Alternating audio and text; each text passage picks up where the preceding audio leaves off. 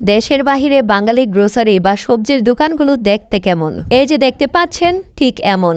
না বললে হয়তো অনেকেই বুঝতে পারতেন না যে এটা দেশের বাহিরে কোনো সবজির দোকান, কারণ এই সবগুলো দেখতে আমাদের দেশের সবজির দোকানের মতোই। যদিও এখন সময়টা সন্ধ্যা, অনেক কিছুই বিক্রি হয়ে গিয়েছে বা কোনো কিছু এরকম ফ্রেশ নেই, কারণ সকালবেলা আমাদের দেশে যেমন সবজি উঠানো হয় সেম এখানে সকালবেলায় সবজিগুলো আসে। তারপরও দেশের সবজি বলে কথা, কোনো কাজে বের হলে অবশ্যই এখানে একটু ঘুরে যাই, দেখি যদি কিছু পছন্দের পাই। কিন্তু টাটকা শাকসবজি কিনতে হলে সকালবেলায় আসতে হয়, বিশেষ করে শাকটা এই সময় দেখেন কিরকম নেতিয়ে গিয়েছে, সকালে খুব ভালো ফ্রেশ থাকে। অন্যান্য সুপার শপেও কিন্তু এ ধরনের শাকসবজিগুলো থাকে, কিন্তু সবার বাসার সামনে সুপার মার্ট না থাকলেও এরকম একটা গ্রোসারি দোকান সবার বাসার সামনে মোটামুটি আছে। আর এই যে দেখতে পাচ্ছেন এখানে ফুলকপি, বাঁধাকপি, মানে শীতের সবজি এখানে সারা বছরই পাওয়া যায়। আর মিষ্টি কুমড়ার ওই পাশে লেখাটা নিশ্চয়ই দেখেছেন বাংলাদেশি দোকান। রাস্তায় হাঁটতে হাঁটতে যখন বাংলা কোনো লেখা দেখি তখন অদ্ভুত ভালো লাগে। আর অন্য একটা পাশে শুকনা মশলা, চাল ডাল সবকিছু আছে, অনেক মানুষ, এজন্য আর ওদিকে আমি ক্লিপটা নেইনি। তাছাড়া এখান থেকে আমরা ফ্রেশ সবজিটাই কিনি, ওগুলো এখান থেকে নেই না, কারণ ওগুলো সুপারমার্ট থেকে বেশি কিনা হয়। তো দেশের বাইরে সবজির দোকান দেখে কেমন লাগলো অবশ্যই জানাবেন।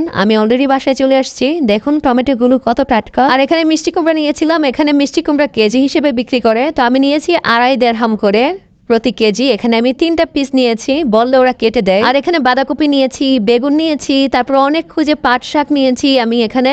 তো ভালো থাকবেন সবাই, আল্লাহ হাফেজ।